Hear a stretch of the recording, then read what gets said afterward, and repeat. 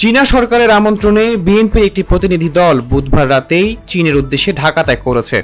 বিষয়টি নিশ্চিত করা হয় ওই রাতেই প্রায় 11:15টার দিকে দলের মিডিয়া সেলের ভেরিফাইড ফেসবুক পেজ থেকে দেয়া এক পোস্টে। সেখানে জানানো হয়, প্রতিনিধি দলটি চায়না নর্দার্ন এয়ারলাইন্সের একটি ফ্লাইটে ঢাকা হজরত শাহজালাল আন্তর্জাতিক বিমানবন্দর থেকে চীনের উদ্দেশ্যে রওনা দেয়। এই প্রতিনিধি দলের নেতৃত্বে রয়েছেন বিএনপি চেয়ারপারসনের উপদেষ্টা কাউন্সিলরের সদস্য ইসমাইল জবিউল্লাহ।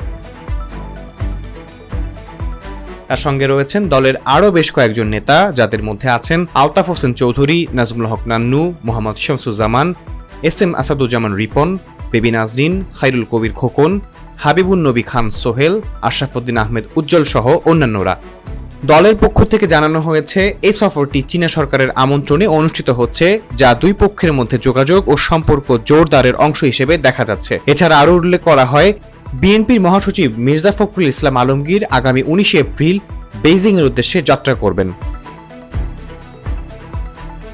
এখন প্রশ্ন হচ্ছে, এই সফর কি শুধুই আনুষ্ঠানিক, নাকি এর আড়ালে লুকিয়ে আছে বড় কোনো রাজনৈতিক বার্তা? আহমদ ইমতিয়াজ, নিরপেক্ষ।